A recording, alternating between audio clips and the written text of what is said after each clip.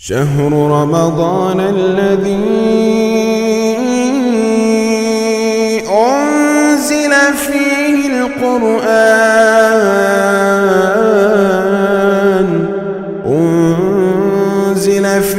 القرآن هدى للناس وبينات من الهدى والفرقان.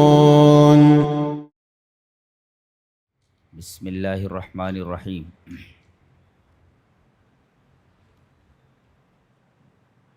قرآن حکیم کے 10ویں پارے کی تفسیر کا خلاصہ پیش کیا جا رہا ہے. سورہ انفال چل رہی ہے.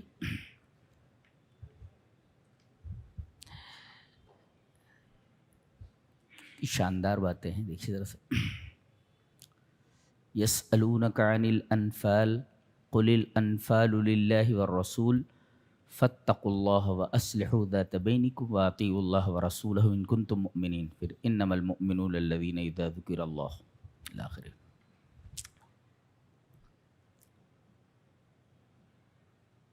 اس آیت کریمہ کا پس منظر اور بیک گراؤنڈ یہ ہے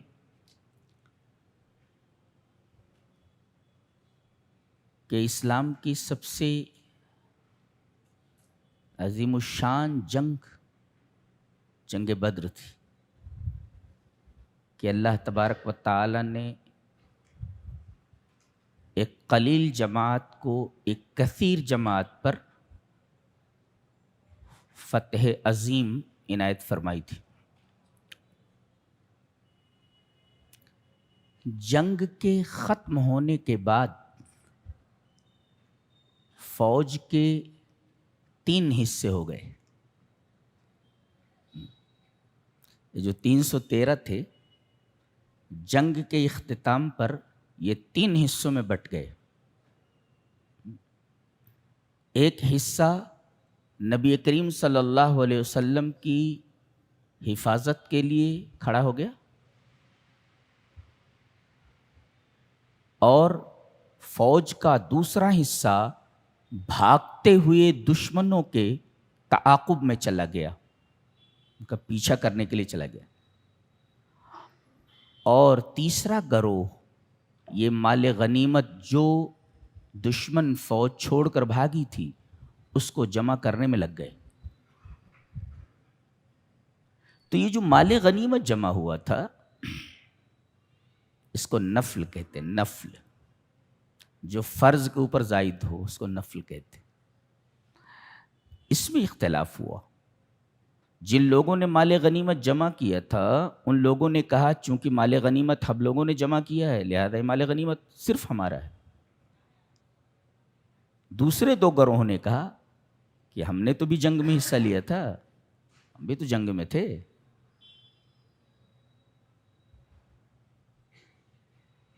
نبی کریم صلی اللہ علیہ وسلم نے فرمایا یہ مال کسی کا نہیں، اللہ اور اس کے رسول کا ہے، اور اللہ اس کے رسول اس مال کے بارے میں فیصلہ فرمائیں گے. اور آپ نے سورہ انفال کی آیت نمبر 41 کے تناظر میں پیش نظر 5واں حصہ اللہ اور اس کے رسول کے لیے نکال لیا اور بقیہ جتنا مال غنیمت تھا وہ تینوں فوجوں میں تقسیم کر دیا گیا، فوج کی تینوں قسموں میں تقسیم کر دیا گیا. چونکہ اس اختلاف سے تعلقات خراب ہو گئے تھے، جو بڑی خطرناک بات تھی. اشارہ اس بات کی طرف ہے کہ مسلمانوں کے تعلقات مجتمع ہونے چاہیے، منتشر نہیں. باہمی تعلقات بہتر ہونے چاہیے جس کو اصلاح ذات البین کہا جاتا ہے. آپسی تعلقات بہتر ہونے چاہیے. اس لیے کہ جب 2 فریق میں یا 2 آدمیوں میں تعلقات خراب ہوتے ہیں تو پھر غیبت، چغلی، بہتان تراشی، الزام تراشی، یہ ساری کی ساری بیماریاں وجود میں آتی ہیں.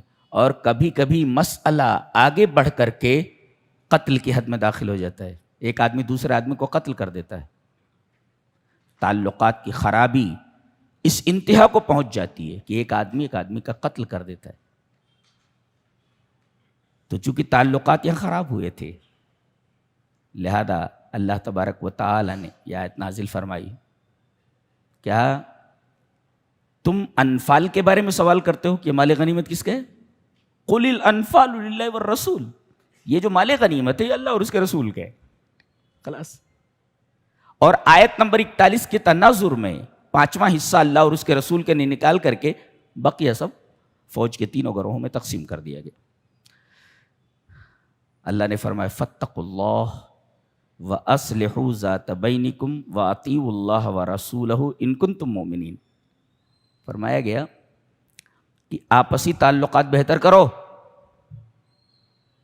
آپسی تعلقات. یہ حکم ہے. اور یہ آپسی تعلقات بہتر کیسے ہوتے ہیں اس کے 2 فارمولے بتائے گئے.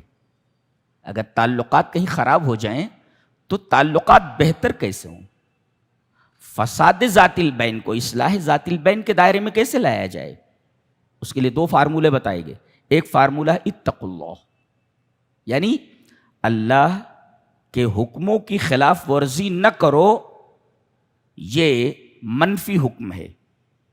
اور اس کے بعد کہا گیا وَأَطِيعُوا اللَّهَ وَرَسُولَهُ، اللہ اور اس کے رسول کی اطاعت کرو، یہ مثبت پہلو ہے. یعنی اللہ سے ڈرو، اس کے حکموں کی خلاف ورزی نہ کرو، یہ منفی. اور وَأَطِيعُوا اللَّهَ وَرَسُولَهُ، اللہ اور اس کے رسول کی اطاعت کرو، اللہ اور اس کے رسول کا کہنا مانو، یہ مثبت حکم ہے. ایک منفی حکم ہے اور ایک مثبت حکم ہے. تو تقوی اور اللہ کی اطاعت اور اس کے رسول کی اطاعت یہ اصلاح ذات البین میں معاون ہے. اسی سے اصلاح ذات البین ہوتا. اور کہا گیا کہ اگر تم ایمان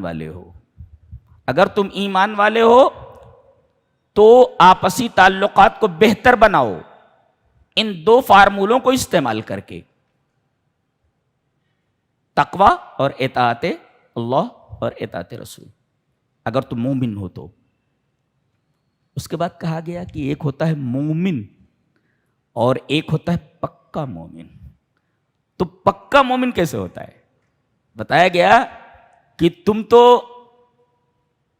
نبی کے ساتھی ہو، نبی کے صحابہ ہو، تم عام مومنوں کے طرح نہیں ہو، تم کو پکا مومن ہونا چاہیے.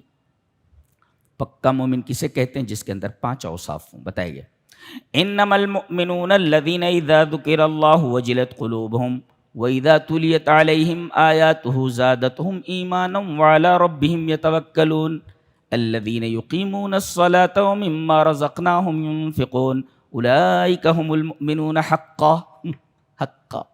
پکے مومن. حقیقت میں مومن کون ہے؟ پکے مومن. یہ بتائیے.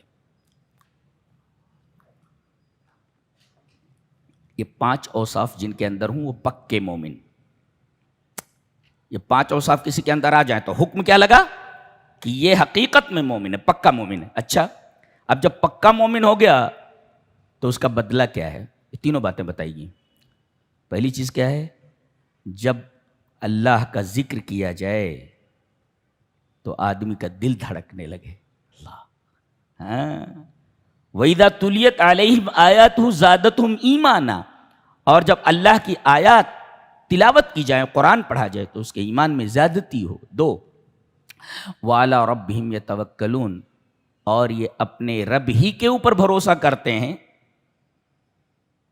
3 اور الذین یقیمون الصلاۃ، نماز کو قائم کرتے ہیں. 5واں ومما رزقناہم ينفقون، اور اللہ نے جو دیا ہے اسے اخلاص کے ساتھ خرچ کرتے ہیں.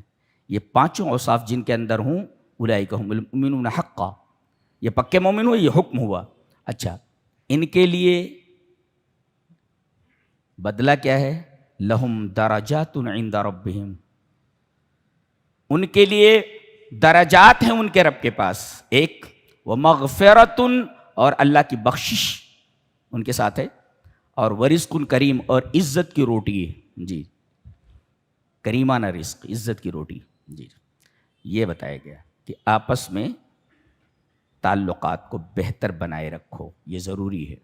مسلمانوں کے درمیان انتشار نہیں ہونا چاہیے. کہ ایک مسلمان دوسرے مسلمان سے نفرت کرے. آج اس فارمولے کو چھوڑ دیا گیا ہے اور مسلمان آپس میں انتشار کا شکار ہے. پھر بدر کی تفصیلات بتائی جا رہی ہیں کہ یہ لوگ 313 ہیں، سامنے 1000 کا لشکر جرار ہے. اللہ تبارک و تعالیٰ کی مدد سے یہ چھوٹی جماعت ایک بڑی جماعت کے اوپر فتح یاب ہوئی. بعض مفسرین نے لکھا ہے کہ اللہ تبارک و تعالیٰ نے 7 نعمتیں ان کے اوپر نازل فرمائیں. ان 7 نعمتوں کی وجہ سے یہ کامیاب ہوئے. ان 7 نعمتوں کا الگ ترتیب بیان ہے. دیکھیے، وَمَن نَّصْرُ إِلَّا مِنْ عِندِ اللَّهِ. ایک تو یہ کہ اللہ کی طرف سے مدد ایک ہے، النصر من عند اللہ ایک. دوسرے، اذ یغشیکم النعاس ایقاء النوم ایقاء النعاس، القاء النعاس، ان کے اوپر نیند طاری کر دی گئی. تھکے ہوئے تھے نا، تھکے ہوئے لوگ نہیں لڑ پاتے ہیں، لڑنے کے لیے فریش ہونا ضروری ہے. لہذا اللہ تعالیٰ نے یہ دوسری نعمت نازل فرمائی کہ ان کے اوپر نیند طاری کر دی، اونگ طاری کر دی. یہ ہوا القاء النعاس. 2، النصر من عند اللہ ایک، القاء النعاس نیند طاری کر دینا دوسری چیز. وَيُنَزِّلُ عَلَيْكُم مِّنَ السَّمَاءِ مَاءً لِيُطَهِّرَكُم بِهِ. اور یہ گرد و غبار سے اٹے ہوئے تھے، بدن کو طاہر کرنے کے لیے، بدن کو صاف ستھرا کرنے کے لیے اللہ تبارک و تعالیٰ نے بارش کا نزول فرمایا. نزول المطر یہ تیسری چیز ہے. انزال المطر، بارش کا نازل کرنا، یہ تیسری نعمت ہے. اچھا، وَلِيَرْبِطَ عَلَىٰ قُلُوبِكُمْ الرَّبْطُ بَيْنَ الْقُلُوبِ، یعنی دل کو مضبوط کر دینا. اس لیے کہ لڑائی کے لیے دل کا مضبوط ہونا ضروری ہے، اور دل اگر مضبوط نہ ہو، دل اگر نہ جمے تو قدم نہیں جم پاتے. گویا کہ قدموں کو میدان جنگ میں جمنے کے لیے ضروری ہے کہ آدمی کا دل جمع ہوا ہو. تو ربط بین القلوب ولیربط علی قلوب ویثبت بہ الاقدام، اور تثبیت اقدام یہ. اچھا، اس کے بعد یہ آیا 5واں آ رہا ہے، اذ یوحی ربک الی الملائکۃ انی معکم. فرشتوں سے کہہ دیا، الایحاء الی الملائکہ ان اللہ مع المؤمنین. فرشتوں کو یہ وحی کر دی گئی، بتا دیا گیا کہ اللہ مومنین کے ساتھ ہے. یہ ایحاء الملائکہ ان اللہ مع المؤمنین، یہ ہوا. اور آخری 7واں، سألقی فی قلوب الذین کفروا الرعب، القاء الرعب فی قلوب الکافرین.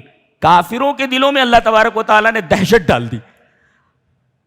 اب کسی فوج کے اندر اگر سامنے والی فوج کے تعلق سے دہشت پیدا ہو جائے تو پہلے سے گھبرائی ہوئی ہے، اس کو مارنا آسان ہو جاتا ہے. جی، یہ 7 نعمتیں ہیں. گنو پھر سے، النصر من عند اللہ ایک، القاء النعاس 2، انزال المطر 3، ربط بین القلوب 4، تثبیت اقدام 5، اور ملائکہ کو وحی کرنا، ایحاء الملائکہ ان اللہ مع المؤمنین 6، اور سألقی فی قلوب الذین کفروا الرعب القاء الرعب فی قلوب الکافرین.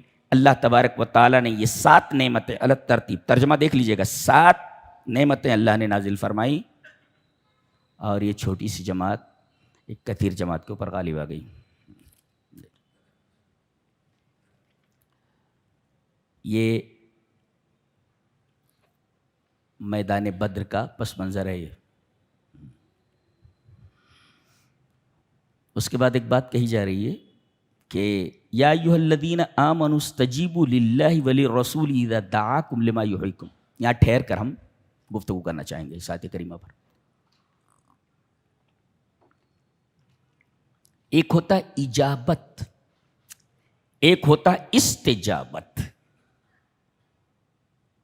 دوسرے پارے میں جائیں، وَإِذَا سَأَلَكَ عِبَادِي عَنِّي فَإِنِّي قَرِيبٌ أُجِيبُ، یہ ہے اجابت، برابر.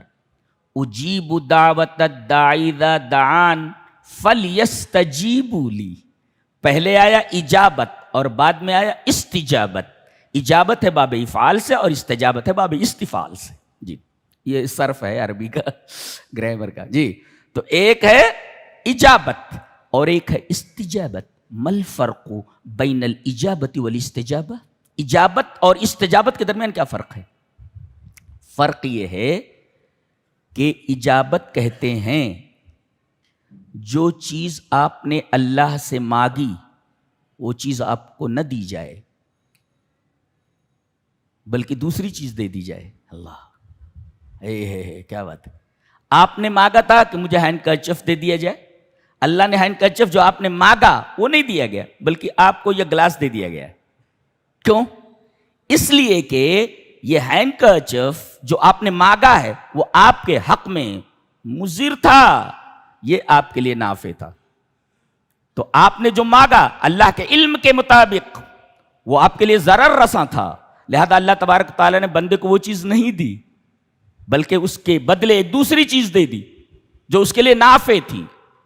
لہذا بندہ اگر کوئی چیز اللہ سے مانگ رہا ہے اور وہ چیز نہیں مل رہی ہے تو یہ سمجھے کہ اس کے بدلے میں کوئی بڑی چیز دے دی گئی ہے جو اس کے لیے نفع بخش ہے. اس لیے کہ دعا کیا ہے؟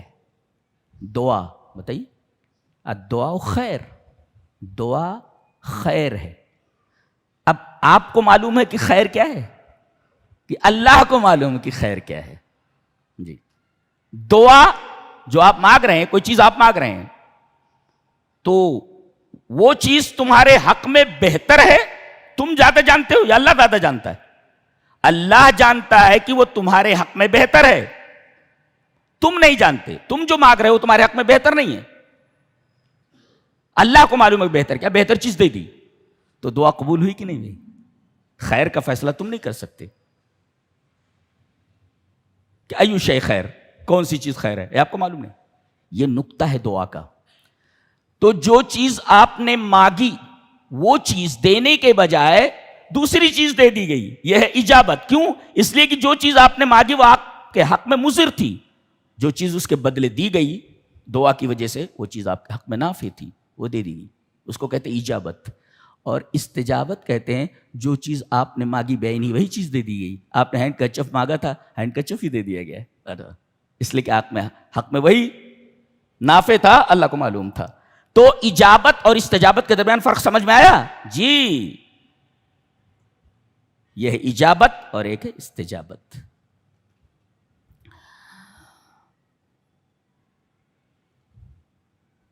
اور جب اجابت کی نسبت اللہ کی طرف کی جائے تو کیا معنی ہوتا ہے؟ خالی اجابت کی. اور اجابت کی نسبت اگر بندے کی طرف کی جائے تو کیا معنی ہوتا ہے؟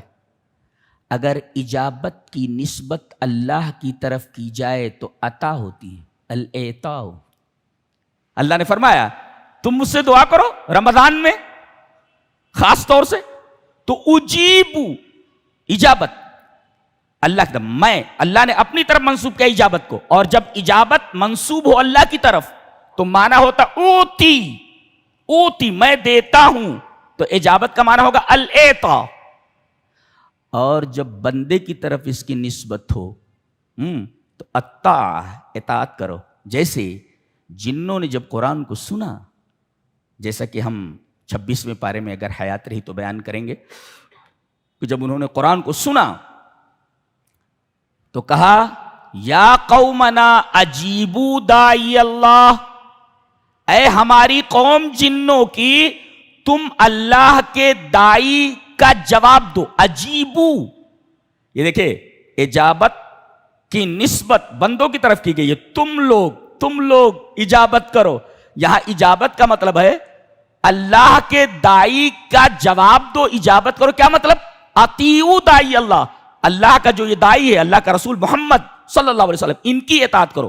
تو گویا اگر اجابت کی نسبت اللہ کی طرف ہے تو الاعطاء, دینا, اور اجابت کی نسبت اگر بندوں کی طرف ہے تو اس کا مطلب ہوگا کیا مطلب ہوگا؟ اللہ اطاعت مطلب ہوگا اس کا اجیب داعی اللہ. اور استجابت کی نسبت اگر بندے کی طرف ہو تو رسول کی بات کا، اللہ کی بات کا جواب دو. استجابت کا مطلب یہ ہوگا جب بندے کی طرف نسبت کی جائے استجابت کی، تو گویا کہ کوئی پکار رہا ہے اور جیسے ہی پکار اس کے کان میں پڑے لبیک یا رسول اللہ، اے اللہ کے رسول لبیک، یعنی اس استجابت کے اندر کوئی آپ کو پکار رہا ہے اور پکارنے پر فوراً آپ جواب دیں، رکے نہ رہیں. ایک صاحب نماز پڑھ رہے تھے، نفلی نماز، نبی کریم صلی اللہ علیہ وسلم نے انہیں پکارا، وہ نماز پڑھتے رہے. نماز پڑھنے کے بعد آئے تو اللہ کے رسول نے پوچھا تم نے میری بات کا جواب نہیں دیا. کہا کہ میں نماز میں تھا. کہا نماز کو توڑ دینا چاہیے تھا. جی یہ اہمیت ہے، یعنی فوراً جواب دو. تو استجابت کا مطلب ہے اللہ اور اس کا رسول جب کوئی حکم دے تو فوراً بلا تأمل بلا جھجک بولو لبیک، میں اسے قبول کرتا ہوں. جی استجابت کا مطلب سمجھ میں آیا؟ کوئی پکار رہا ہے، اس پکار کا فوری جواب، ہذه استجابہ. پھر سے سمجھاتا ہوں. استجابہ کوئی پکار رہا ہے اور آپ فوری اس کا جواب دیں بغیر تاخیر کے، دیٹ از کالڈ استجابہ. That is called استجابہ.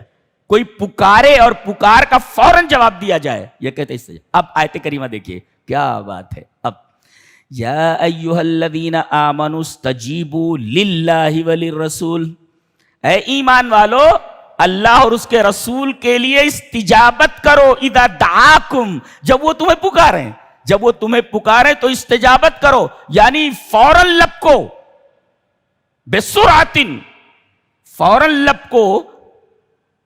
کیوں؟ فائدہ کیا ہے استجابت کا؟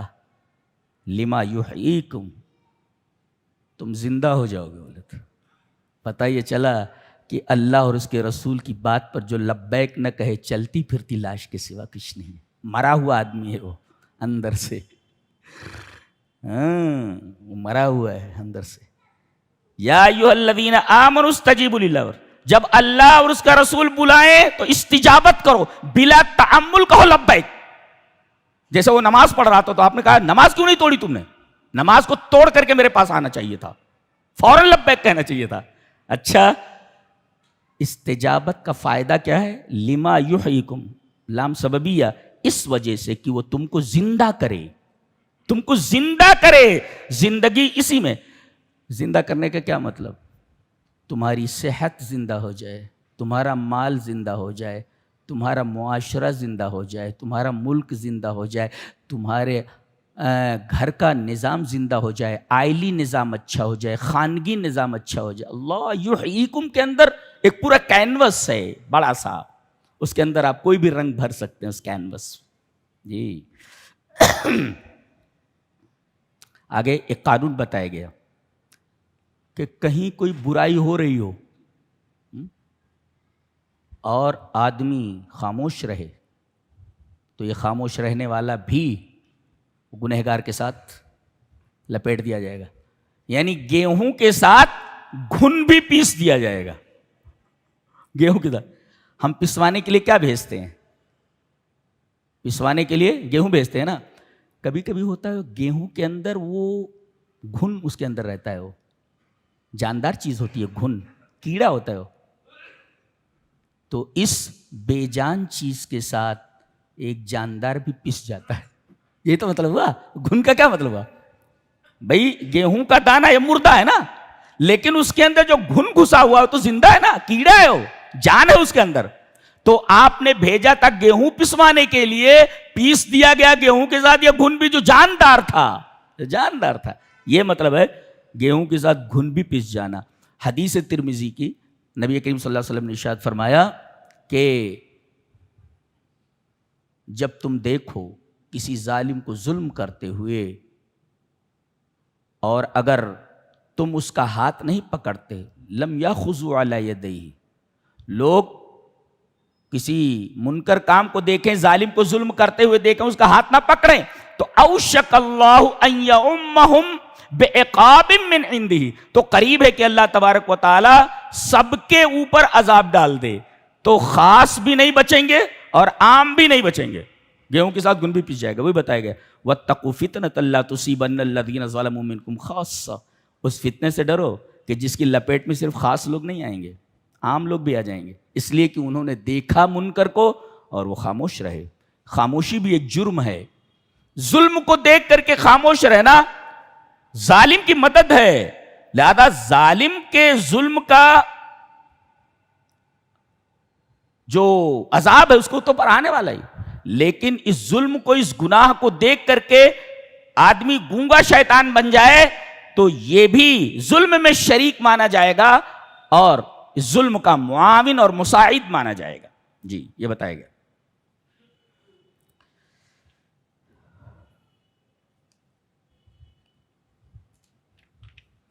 یہ پورا بیان، پوری تفصیل جو ہے جنگ بدر کی ہے، اس سے پہلے ہم اس پر روشنی ڈال چکے ہیں۔ آگے سورہ توبہ ہے۔ اللہ، سورہ توبہ میں اور سورہ انفال میں بڑی حد تک مناسبت ہے، غور کریں۔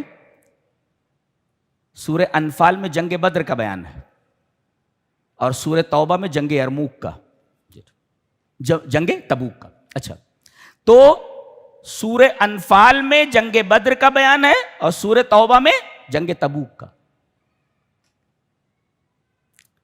اس میں تعداد ہے 313، سب سے کم، اور جنگ تبوک میں 30,000 لوگ ہیں، 30,000، 30,000 ہیں۔ سب سے زیادہ فوج، سب سے بڑی فوج یہی فوج ہے جو گئی ہے۔ اللہ نے دونوں فوجوں کو فتح عنایت فرمائی۔ یہ قلت میں ہے، یہ کثرت میں، اشارہ اس بات کی طرف ہے کہ فوج چاہے قلیل ہو کثیر ہو، اللہ کی مدد شامل حال ہونی چاہیے۔ قلیل بھی اللہ کی مدد ہی سے کامیاب ہوتی ہے اور کثیر بھی اللہ کی مدد ہی سے کامیاب ہوتی ہے، لہذا کثیر کو اپنی طاقت کے اوپر نازا نہیں ہونا چاہیے، اس لیے کہ اللہ کی مدد شامل حال نہ ہو تو کثیر جماعت بھی قلیل جماعت سے ہار جاتی ہے۔ تو فتح و شکست اللہ تبارک و تعالیٰ کے ہاتھ میں۔ یہ ربط ہے سورہ انفال میں اور سورہ توبہ میں۔ اس پر ٹھہر کر ہم ذرا بات کرنا چاہیں گے۔ یہ جب سورہ کریمہ اتری تو حج کا موسم آ گیا تھا۔ اللہ کے رسول صلی اللہ علیہ وسلم نے حضرت ابو بکر رضی اللہ تعالیٰ عنہ کو امیر حج بنایا۔ جی، امیر حج بنایا کہ آپ حج کے امیر ہوں گے، امیر الحج ہوں گے۔ اور حضرت علی رضی اللہ تعالیٰ عنہ کو قرآن کی یہ آیتیں دے کر کے بھیجا، کہا کہ جا کر کے سنا دو لوگوں کو۔ امیر کون؟ حضرت ابو بکر۔ تابع کون؟ حضرت علی۔ لہذا یہ کہنا کہ خلیفہ بلا فصل حضرت علی ہیں، یہ استدلال بالکل غلط ہے، جی صحیح نہیں ہے۔ اچھا، اللہ کے رسول صلی اللہ علیہ وسلم نے معاہدہ فرمایا تھا، یہ سورہ برات کے نزول کی وجہ ہے۔ معاہدہ یہ ہوا تھا کفار کے درمیان اور مسلمانوں کے درمیان کہ 10 سال تک جنگ نہیں ہوگی۔ ایک شق یہ تھی، ایک دفعہ یہ تھی، دستاویز میں جو چیز لکھی گئی اس میں ایک شق یہ تھی کہ 10 سال تک ہم جنگ نہیں کریں گے۔ اگلا نقطہ، اعلان کیا گیا کہ جو لوگ کفار مکہ کے ساتھ ہونا چاہیں وہ ہو جائیں، اور جو ہمارے ساتھ ہونا چاہیں ہمارے ساتھ ہو جائیں۔ 2 قبیلے تھے، قبیلے بنو بکر اور قبیلے بنو خزاعہ، یہ 2 قبیلے تھے۔ تو قبیلے بنو خزاعہ یہ نبی کریم صلی اللہ علیہ وسلم کے اور مسلمانوں کے حلیف ہو گئے۔ حلیف کا مطلب ہوتا ہے، انگریزی میں اس کو کہتے ہیں الائی، ALLY، الائی، الائڈ فورسز کہتے ہیں متحدہ فوج کو۔ تو الائی بن گئے کن کے؟ مسلمانوں کے۔ کون؟ بنو خزاعہ۔ اور بنو بکر الائی ہو گئے، حلیف بن گئے کفار مکہ کے۔ اور ابھی 1 سال بھی نہیں گزرا تھا کہ بنو بکر نے بنو خزاع جو نبی کریم صلی اللہ علیہ وسلم کے حلیف تھے، مسلمانوں کے حلیف تھے، ان کے اوپر حملہ کر دیا، اور ہتھیار سپلائی کرنے میں، مساعدہ اور معاونت کرنے میں کفار مکہ پیش تھے۔ اب حلیف کے اوپر حملہ کرنا گویا کہ پورے مسلمانوں کے اوپر حملہ کرنے کے مرادف تھا، اور ان لوگوں نے حل و حرم کا بھی خیال نہیں رکھا، انہوں نے حدود حرم کے اندر خون بہایا بنو بکر نے، اور بے دردی سے بنو خزاع کو قتل کیا۔ کچھ لوگ بچے، بھاگ کر کے وہ نبی کریم صلی اللہ علیہ وسلم کے پاس مدینہ آئے اور رونے لگے کہ اللہ کے رسول، بنو بکر نے ایسا ہمارے ساتھ کیا ہے، معاہدے کی خلاف ورزی کی ہے، اور ساتھ دینے میں کفار قریش آگے آگے تھے، ہتھیار سپلائی کرنے میں اور ان کی مدد کرنے میں خفیہ طور پر۔ نبی کریم صلی اللہ علیہ وسلم نے جب یہ سنا تو گویا آپ کے حلیف کے اوپر حملہ کرنا پورے مسلمانوں کے اوپر حملہ کرنے کے مرادف تھا۔ آپ نے کہا کہ معاہدہ توڑ دیا جائے، معاہدہ ختم کر دیا جائے، اس لیے کہ معاہدہ توڑنے میں پیش کون تھے؟ معاہدے کی خلاف ورزی کس نے کی؟ معاہدہ شکنی کس نے کی؟ کفار نے۔ لہذا اعلان کر دیا گیا کہ 4 مہینہ امن کا رہے گا۔ کون سا؟ یہ اشہر حرم جو ہے، 4 مہینے جو حرام کے ہیں، اس کے بعد جہاں ان کو پاؤ قتل کر دو۔ اب بتائیے، یہ جہاں پاؤ قتل کر دو ایک پس منظر میں ہے، یہ اس کو آج کل کے مذہب بیزار لوگوں نے ہوا دے کر کے بتایا ہے کہ قرآن حکیم یہ حکم دیتا ہے کہ غیر مسلموں کو جہاں پاؤ قتل کر دو۔ یہ باتیں یہ ثابت ہے اس سے، یہ تو خاص جنگ کی حالت ہے، اور معاہدہ شکنی ان کی طرف سے ہوئی ہے۔ لہذا جب معاہدہ ٹوٹ گیا پھر بھی 4 مہینے امن کے قرار دیے گئے، ان 4 مہینوں کے اندر جنگ نہیں ہوگی، اس کے بعد ان کو جہاں پاؤ قتل کرو۔ یہ مخصوص لوگ ہیں، مخصوص ایام میں، مخصوص حالت میں، مخصوص لوگوں سے یہ جنگ ہے، یہ حالت عام نہیں ہے کہ جہاں پاؤ قتل کرو۔ لہذا اس آیت کریمہ سے عموم مراد لینا یہ قرآن حکیم کی نافہمی کی دلیل ہے، قرآن حکیم سے نافہم ہونے کی دلیل ہے۔ جی ایک بات تو یہ ہوئی، اس لیے کہ اگلا ٹکڑا اس کی تردید کرتا ہے۔ کہا گیا اگر یہ ہے کہ جہاں پاؤ قتل کر دو سب کو، آگے فرمایا گیا وَإِنْ أَحَدٌ مِّنَ الْمُشْرِكِينَ اسْتَجَارَكَ فَأَجِرْهُ حَتَّى يَسْمَعَ كَلَامَ اللَّهِ ثُمَّ أَبْلِغْهُ مَأْمَنَهُ ذَلِكَ بِأَنَّهُمْ قَوْمٌ لَا يَعْلَمُونَ۔ دیکھو کتنی باتیں کہی گئی۔ اگر حالت جنگ کے اندر بھی جب یہ کہا گیا جہاں پاؤ قتل کر دو، حالت جنگ میں بھی یہ کہا گیا کہ اگر کوئی کافر، کوئی مشرک تم سے پناہ طلب کرے فاجر ہو، اسے پناہ دے دو۔ پھر کیا مطلب ہوا اس کا؟ جہاں پاؤ قتل کرو، اس کو تو کہا جا رہا ہے کہ پناہ دے دو، اور پھر اپنے پاس رکھو حتیٰ یسمع کلام اللہ، یہاں تک کہ وہ اللہ کے کلام کو سنیں۔ کتنی عجیب بات ہے، غیر مسلموں تک قرآن پہنچایا جائے، ان کو قرآن سنایا جائے۔ آج امت اس سے غافل ہے۔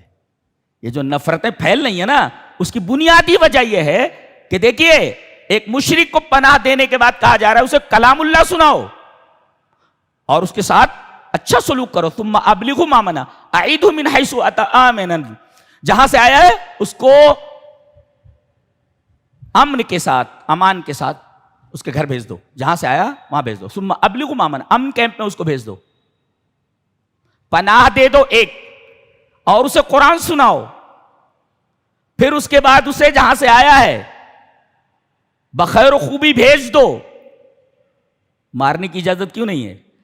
ذالک بانہم قوم لا یعلمون، انہیں معلوم نہیں کہ قرآن میں ارشاد اور ہدایت کے کیسے کیسے نکات چھپے ہوئے ہیں، اسے معلوم نہیں کہ قرآن ہدایت کی کتاب ہے، اسے معلوم نہیں۔ ذالک بانہم قوم لا یعلمون، یہ قرآن حکیم ہے۔ کہتے ہیں قرآن ذات پات کی بات کرتا ہے، قرآن فتنوں کو ہوا دیتا ہے، کہاں؟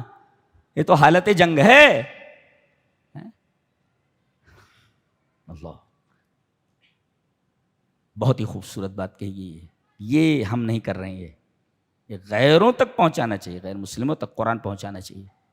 بعض دوستوں نے بتایا کہ کچھ عورتوں کو، غیر مسلم تھے، ان کے سامنے گئے اور کہا کہ کیا آپ اجازت دیں گی کہ ہم آپ کے سامنے تھوڑا قرآن سنائیں؟ کہا کہ بالکل بالکل، آف کورس، بیٹھیے۔ کہنے لگے کہ میں جب سنانے لگا قرآن تو رو رہی تھیں عورتیں. میں نے کہا رو رہی تھی؟ غیر مسلم عورتیں، ان کو کیا سمجھتا ہے؟ انہیں عربی جانتی ہے نہ کچھ. مجھے فوراً معلوم ہو گیا کہ قرآن حکیم فطرت کی آواز ہے، چاہے سمجھ میں آئے یا نہ آئے، آدمی کا دل دھڑکنے لگتا ہے اور آنکھیں اشک بار ہو جاتی. اسی کتاب کو تو ہم نے چھوڑ رکھا ہے. اور آپ اکثر دیکھتے رہتے ہیں کہ غیر مسلموں کو، خاص طور سے عیسائیوں کو، عیسائی عورتوں کو باقاعدہ قرآن سنایا جائے تو رونے لگتی ہیں. بھائی بغیر سمجھے ہوئے رونے کا کیا مطلب ہے؟ فطرت کی آواز ہے قرآن حکیم، فطرت کی آواز ہے. اچھا، ایک بندہ اس آیت کریمہ سے استدلال کرتے ہوئے اسلام کو ٹیررزم کا مذہب ثابت کرنے کے در پہ ہے. کیا بولتا ہے وہ؟ اللہ کہ قاتل الذین لا یؤمنون باللہ ولا بالیوم الآخر ولا یحرمون ما حرم اللہ ورسولہ ولا یدینون دین الحق من الذین اوتوا الکتاب حتی یعطوا الجزیۃ عن ید وہم صاغرون. اس سے بھی دھوکہ دے رہا. پہلے میں ترجمہ کرتا ہوں. لڑو ان سے جو اللہ پر ایمان نہیں رکھتے اور آخرت پر ایمان نہیں رکھتے، اور اللہ نے جن چیزوں کو اور اس کے رسول نے جن چیزوں کو حرام کر دیا اسے حرام نہیں سمجھتے، اور نہ دین حق ان کے پاس ہے. ولا یدینون دین الحق. یہ کن کی بات ہو رہی ہے؟ آگے بتائے گا من الذین اوتوا الکتاب. یہ یہودیوں کی بات ہو رہی ہے. اور یہ فٹ کہاں کر رہا ہے؟ فٹ کر رہا ہے کہ اس سے تمام غیر مسلم مراد ہیں کہ جو اسلام قبول نہ کرے اسے مار دو. یہ غلط استدلال ہے. یہ کون لوگ ہیں؟ من الذین اوتوا الکتاب. اور یہ یہودی کون ہیں؟ جو نبی کریم صلی اللہ علیہ وسلم کے ساتھ ہیں، مدینہ میں رہ رہے ہیں. کئی قبیلے ہیں ان کے، بڑے بڑے قبیلے، بنو قریظہ، بنو نذیر، بنو قینقاع، یہ سارے قبیلے ہیں ان کے بڑے بڑے.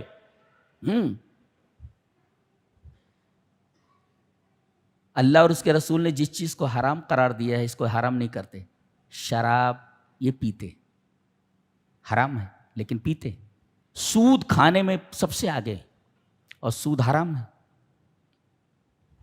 ولا یحرمون ما حرم اللہ ورسولہ ولا یدینون دین الحق.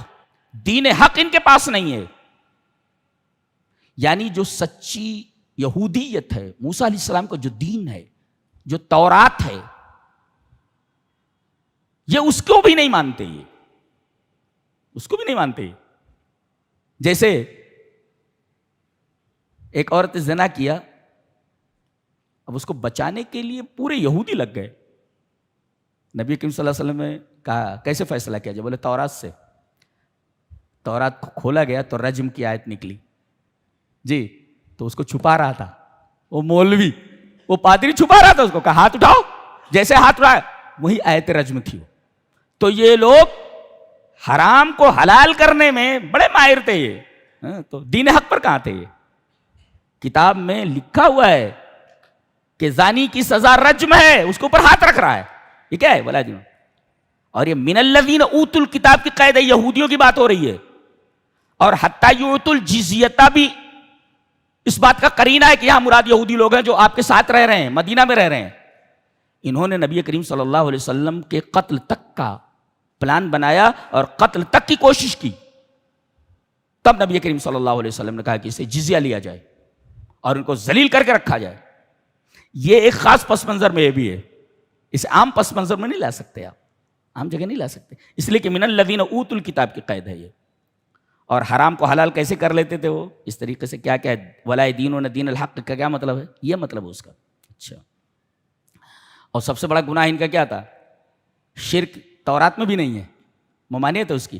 یہ کہتے تھے کہ عزیر اللہ کے بیٹے ہیں، اور نصارہ یہ کہتے ہیں مسیح اللہ کے بیٹے ہیں. چلیے جناب، سب سے بڑا پاپ تو یہی ہے، سب سے بڑا گناہ تو یہی ہے. یہ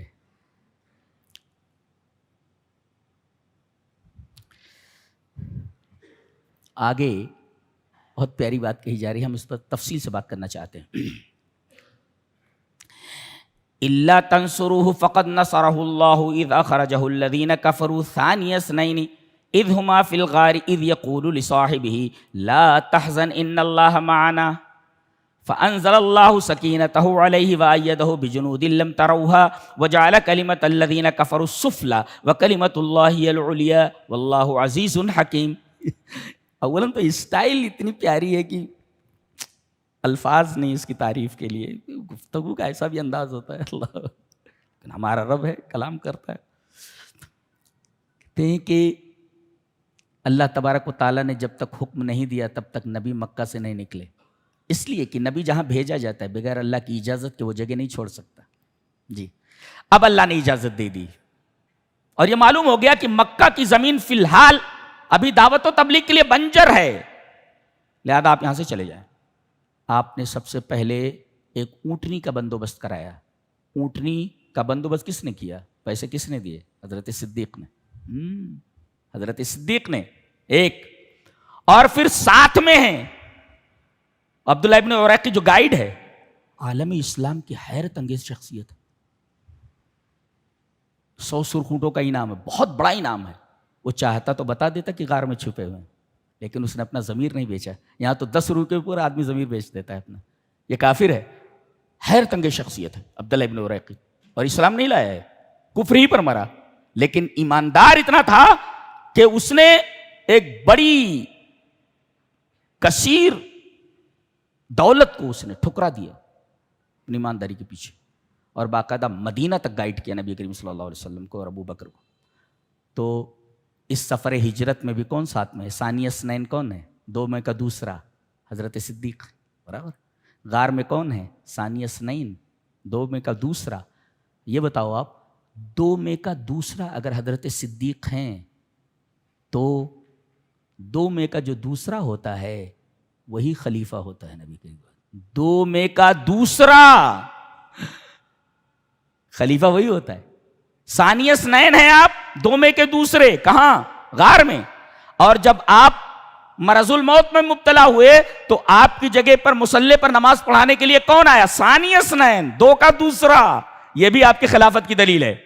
اگر کہتے ہیں کہ حضرت علی خلیفتم بلا فصل ہے, کسی بھی حدیث سے دکھا دیں کہ خلیفہ بلا فصل حضرت صدیق کے علاوہ کوئی اور ہے. حضرت علی خلیفہ بلا فصل ہے, کسی بھی حدیث میں دکھا دو, کہیں نہیں ہے. کہتے ہیں کہ نبی کریم صلی اللہ علیہ وسلم جب جنگ تبوک جانے لگے تو حضرت علی کو مدینہ میں چھوڑا. کہا تم مدینہ میں رہو, اس لیے کہ حضرت علی بیمار تھے. تو کہا کہ بیماری کی حالت میں کہاں سفر کرو گے, یہیں رہ جاؤ. اس کے بعد حضرت علی نے دیکھا کہ پورے مدینہ کے اندر ایک بھی نوجوان نہیں ہے, سارے لوگ جنگ میں جا رہے ہیں, صرف عورتیں اور بچے ہیں. تو انہوں نے بڑی توہین سمجھی اپنی, آ کر کے نبی کریم صلی اللہ علیہ وسلم سے کہا یا رسول اللہ اتخلفنی فی الصبیان والنساء, اللہ کے رسول آپ عورتوں اور بچوں میں مجھے چھوڑ رہے ہیں. تب آپ نے فرمایا انت بمنزلتی ہارون من موسیٰ, تم میرے لیے ایسے ہو جیسے ہارون موسیٰ کے لیے, یعنی اگر میں موسیٰ ہوں تو تم ہارون ہو.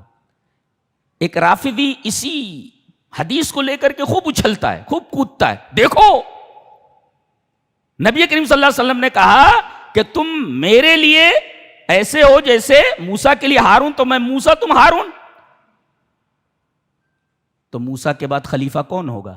ہارون ہوں گے نا, تو حضرت علی خلیفہ ہوں گے. اس سے پتہ چلا اس بدبخت کو یہ معلوم نہیں کہ حضرت ہارون علیہ السلام حضرت موسیٰ کی زندگی ہی میں انتقال فرما گئے تھے, اور خلیفہ ہونے کے لیے ضروری ہے کہ آدمی زندہ ہو.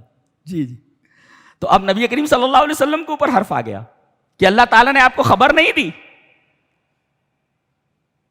کہ موسیٰ سے پہلے حضرت ہارون کا انتقال ہو جائے گا, اس لیے کہ خلافت کے لیے زندہ رہنا ضروری ہے. اور حضرت ہارون حضرت موسیٰ کی زندگی ہی میں انتقال کر گئے تھے, اور انتقال اگر ہو گیا پہلے تو خلافت کے لیے زندہ رہنا ضروری ہے نا. لہذا اس حدیث سے جو رافضی استدلال کرتے صحیح نہیں ہے, یہ غلط ہے. نبی کریم صلی اللہ علیہ وسلم کی ایک صحیح حدیث ہے, آپ احد پر چڑھے, احد جو ہے پہاڑ ہلنے لگا, آپ نے فرمایا ٹھہر جا اسبت یا احد, اے احد ٹھہر جا, اس لیے کہ تیرے اوپر اس وقت ایک نبی, 2 شہید اور ایک صدیق موجود ہے. یہ 4 ہی لوگ تھے. نبی آپ ہیں, حضرت صدیق حضرت ابوبکر اور 2 شہید حضرت عثمان اور حضرت عمر ہیں. یہ چاروں موجود ہیں. دیکھیے نبی کریم صلی اللہ علیہ وسلم نے صدیق کس کو کہا؟ حضرت ابوبکر. آپ صدیق ہیں. اچھا ایک حدیث لاتا ہے ایک رافضی ہے حسن اللہری، اس کا نام ہے حسن. تو بھئی اپنا تیرا نام ہی جو ہے گڑبڑ لگ رہا ہے، اس لیے کہ حضرت حسن رضی اللہ تعالیٰ عنہ تو حضرت معاویہ کے حق میں خلافت سے دستبردار ہو گئے تھے جی. تو حضرت معاویہ برحق تھے، تو یہ تو ناحق پر تھے نا پھر خلافت سے دستبردار ہونے. تو تیرا نام تو بدل لے، نام بدل لے اپنا، پہلے اپنا نام بدل، پہلے ہاں نام بدل.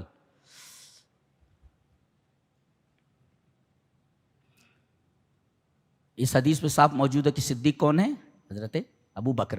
ایک حدیث لاتا ہے وہ ابن ماجہ کی ہے، ابن ماجہ کی حدیث لاتا ہے کہ اس میں کہا گیا کہ حضرت علی صدیق اکبر ہیں. معلوم ہے آپ کو صدیق اکبر کون؟ حضرت علی. یہ حدیث کہاں ہے؟ ابن ماجہ میں. برابر ہے لیکن یہ حدیث سخت ضعیف ہے. حضرت امام بخاری رحمہ اللہ نے فرمایا فیہ نظر، اور جب امام بخاری جیسا ناقد حدیث اگر یہ بات کہہ دے تو یہ مسلمہ اصول ہے کہ امام بخاری جس حدیث کے بارے میں کہہ دیں کہ فیہ نظر، وہ حدیث ضعیف ہوتی ہے، ناقابل عمل ہوتی ہے. لہذا تو ضعیف حدیث سے استدلال کر رہا ہے، اس کے مقابلے میں صحیح حدیث موجود ہے کہ تیرے اوپر ایک صدیق موجود ہے، لہذا تیرا یہ استدلال بھی بالکل باطل ہے. آگے بڑھتے ہیں. تو ثانی اثنین کون؟ 2 میں کے دوسرے. سفر میں حضرت صدیق، غار میں صدیق، مرض الموت میں مصلی پر نماز پڑھانے کے لیے کون کھڑا ہوا؟ ثانی اثنین. اذ ہما فی الغار، یہ 2 غار میں تھے. برابر. اذ یقول لصاحبہ، جب وہ کہہ رہے تھے اپنے دوست سے، اپنے ساتھی سے. کون؟ یقولو کی ضمیر نبی کی طرف، اور صاحب سے مراد حضرت صدیق ہیں جی. جب وہ اپنے صاحب سے کہہ رہے تھے، کون؟ نبی. یہاں اللہ تعالیٰ نے حضرت صدیق کا نام ہی صاحب رکھ دیا، اپنے صاحب کا ہے. اللہ تعالیٰ نے صاحب ہے، یہ اللہ تبارک و تعالیٰ کا دیا ہوا لقب ہے، یہ صاحب. یعنی اللہ نے آپ کو صاحب قرار دیا ہے. اسی وجہ سے حسین ابن فضیل البجلی نے کہا من انکر ان یکون ابو بکر صاحبا کان کافرا، اگر کوئی اس بات سے انکار کرے کہ حضرت صدیق صاحب نہیں ہے، ان یکون ابو بکر صاحب رسول اللہ صلی اللہ علیہ وسلم کان کافرا. کون؟ کس نے کہا؟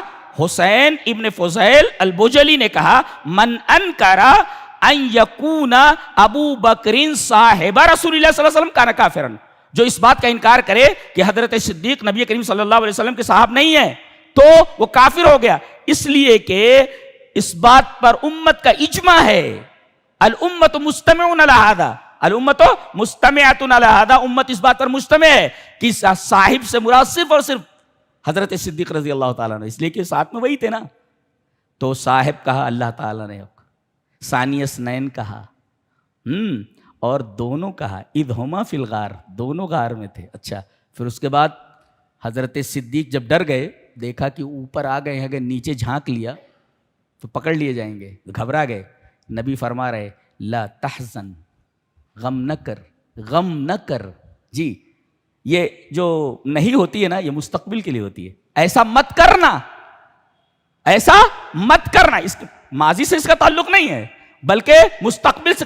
آدمی نے کہا تو جو کہہ رہا ہے وہ حال میں ہے، اب اس کے بعد غم مت کرنا، اس کا تعلق مستقبل سے ہے. لا تحزن، غم مت کر. یہ نبی کریم صلی اللہ علیہ وسلم نے ان کو تسلی دی. اور پھر اس کے بعد دیکھو ان اللہ معنا، اللہ ہمارے ساتھ ہے. اللہ تو گویا ہمارے ساتھ ہے، میرے ساتھ نہیں، ہمارے ساتھ. یہ ہمارے ساتھ کیوں کہا؟ اس لیے کہ اس میں صدیق بھی ہیں. تو گویا کہ منطقی صغرا اور کبرا اس طرح جوڑ لیں، پھر اس کے بعد نتیجہ نکالیں کہ اللہ ابو بکر کے ساتھ ہے. جی ہاں، معنا ہمارے ساتھ نبی نے کہا ہے، یعنی میرے ساتھ بھی اور ابو بکر کے ساتھ. تو مائنر پریمس کیا بنا کہ اللہ ابو بکر کے ساتھ ہے، یہ ہوا صغرا. مائنر پریمس، میجر پریمس ہوگا. اور جس کے ساتھ اللہ ہو وہ مومن ہے. تو مڈل ٹرم یعنی حد اوسط کو گرانے کے بعد نتیجہ نکلا کہ حضرت ابو بکر رضی اللہ تعالیٰ عنہ مومن ہے. وہ کہتا ہے کہ حضرت ابو بکر اور عمر کا ایمان ثابت کرو, قرآن حکیم سے ثابت ہے, اور وہ بھی قیاس کی شکل اول سے جس کا نتیجہ قطعی ہوتا ہے, جو میں نے بنایا ہے. یہ قیاس کی شکل اول ہے جو میں نے خود بنایا ہے. جی کیا ہے یہاں کہا گیا ان اللہ, اور دونوں صغرا اور کبرا دونوں کے دونوں قطعی ہیں, اس لیے کہ دونوں کے دونوں مقدمات یقینی ہیں, اس لیے کہ قرآن یقین کی بات کرتا ہے. یہ کہا ان اللہ معنا, اللہ ہمارے ساتھ ہے, ابو بکر کے ساتھ ہے. ہمارے ساتھ بولے تو میرے ساتھ بھی اور ابو بکر کے ساتھ بھی ہے, نہیں تو نبی یہ کہتے ان اللہ معی, میرے ساتھ ہے خالی معنی. گویا کہ نص سری سے قرآن سے ثابت ہوا کہ اللہ ابو بکر کے ساتھ ہے. اچھا, اور جو ابو بکر اور جو جس کے ساتھ اللہ ہو وہ مومن ہوتا ہے, وہ مومن ہوتا ہے. لہذا حضرت ابو بکر مومن ہوتے, مومن ہے. یہ منطقی نتیجہ ہے اس کا. کہا کہ کلمے دو طریقے کے ہیں, کلمے دو طریقے کے. ایک کا نام ہے کلمۃ الکفر والشرک, اور دوسرا کلمہ ہے کلمۃ اللہ. یہ کہا وَجَعَلَ كَلِمَةَ الَّذِينَ كَفَرُوا السُّفْلَىٰ وَكَلِمَةُ اللَّهِ الْعُلْيَا. کلمے دو طریقے کے. کوئی پوچھے کلمہ کتنی قسم کا ہوتا ہے؟ دو طریقے کا. کہاں سے ثابت ہے؟ سورہ توبہ سے, کہ کافروں کا کلمہ ہوتا ہے, اللہ نے بتایا. ان کا کلمہ کیا ہے؟ کلمہ کفر, کلمہ شرک. ان کا کلمہ کلمہ کفر, کلمہ شرک, یہ بتایا کلمۃ الذین کفروا. اور مومنین کا کلمہ وکلمۃ اللہ العلیٰ, اور ایک اللہ کا کلمہ ہے کلمۃ التوحید. ان کا کلمہ کلمۃ الکفر والشرک, اور مومنین کا کلمہ کلمۃ التوحید لا الہ الا اللہ. اللہ تبارک تعالیٰ نے کہا یہ کفر و شرک والے کلمے کو ہم پست کر دیں گے اور کلمہ توحید کو ہم بلند کر دیں گے. اس لیے کہ علیہ کی عین ضد سفلا ہے, سفلا پست اور علیہ بلند. تو اللہ کا کلمہ ہمیشہ بلند رہنے والا ہے, جتنا بھی لوگ کوشش کر لیں قیامت تک یہ دین رہنے والا ہے اور اس کے ماننے والے رہنے والے ہیں. جی اللہ تبارک تعالیٰ نے وعدہ کر لیا ہے کہ کلمہ توحید ہمیشہ بلند رہے گا. جی دلائل کے اعتبار سے بھی اور زمانے کے اعتبار سے. ایک نکتہ بتاؤں, توبہ جو ہے نا, توبہ قرآن حکیم میں اس کے 3 اطلاقات ہیں. التوبہ لہا اطلاقات, ثلاثۃ اطلاقات, 3 اطلاقات ہیں, 3 اطلاقات. اگر اللہ کے ساتھ آئے جی معاف کرنا, جیسے فتاب اللہ علیکم, اللہ نے تم کو معاف کر دیا. جیسے تابہ کے ساتھ اللہ آیا, تو تابہ کے ساتھ اگر اللہ آئے تو معنی میں معاف کر دینا. جیسے تاب اللہ, اللہ نے توبہ کیا, بولے تو اللہ کی توبہ کی کیا ضرورت ہے.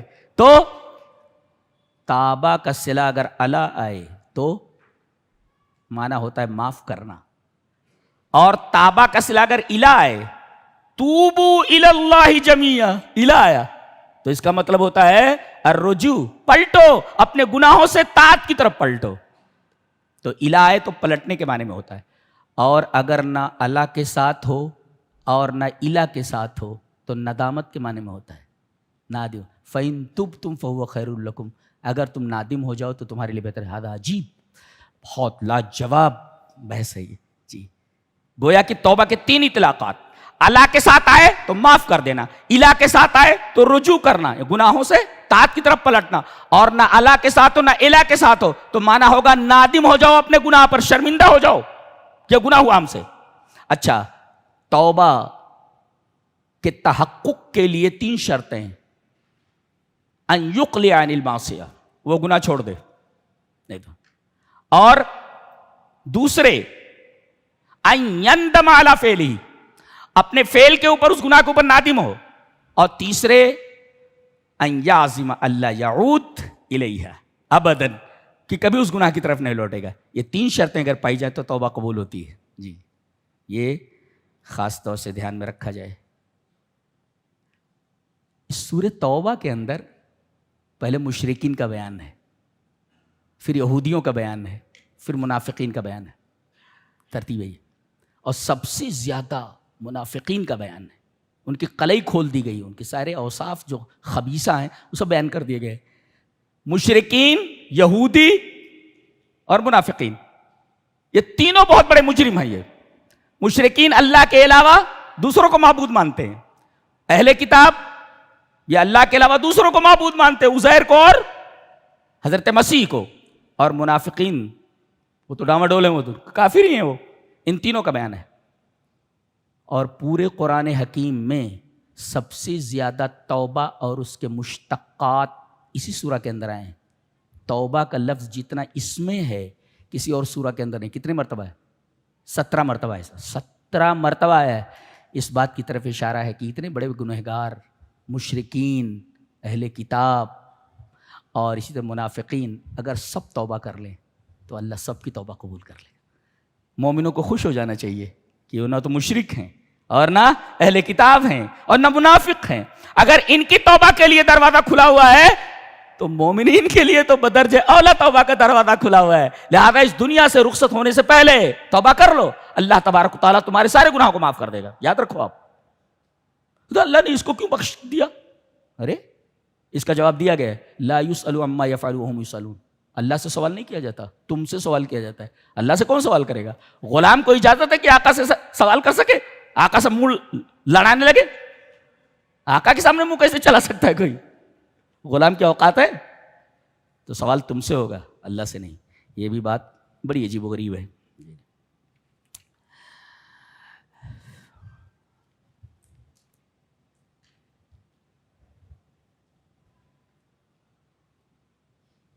آخر میں ایک واقعہ بیان کیا جا رہا ہے کہ عبداللہ ابن ابی، میں نے کہا نہیں آخر میں سے منافقین کا بیان ہے، تو اس کے سرغنہ کا خاص طور سے بیان ہے.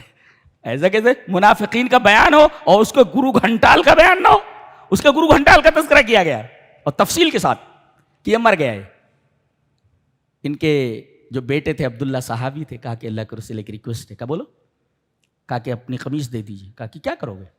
کہا کہ اپنے باپ کو اس میں کفن دوں گا. ٹھیک ہے لے جاؤ. نہ کرتا دے دیا آپ نے.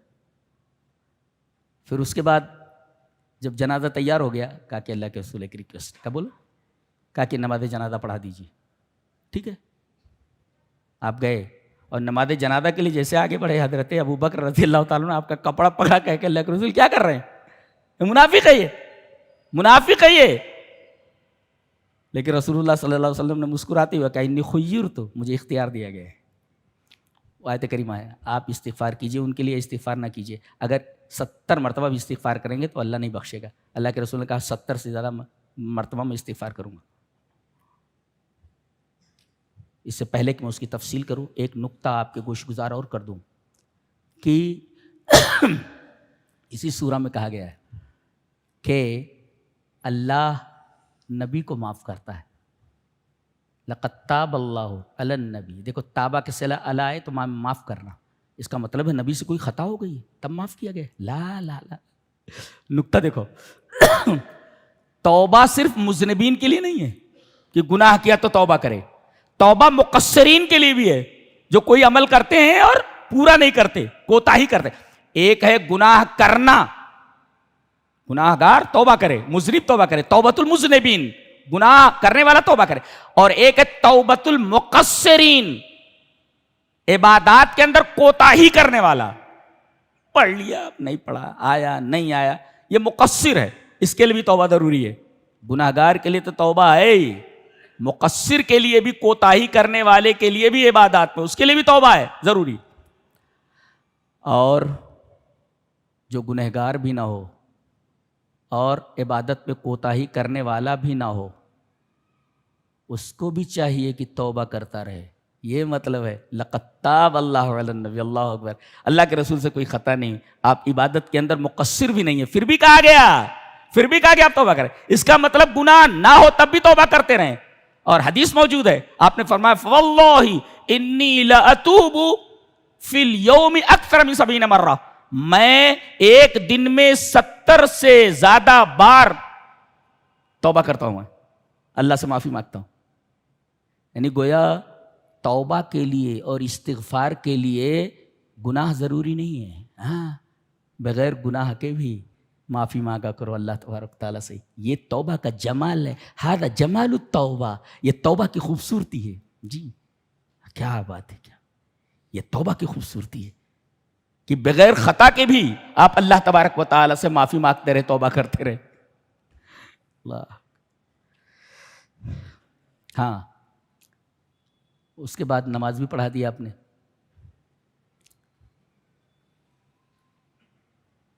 جیسے ہی آپ نماز پڑھا کر ہٹے آیت کریمہ نازل ہوئی، وَلَا تُصَلِّ عَلَىٰ أَحَدٍ مِّنْهُمْ مَاتَ أَبَدًا وَلَا تَقُمْ عَلَىٰ قَبْرِهِ.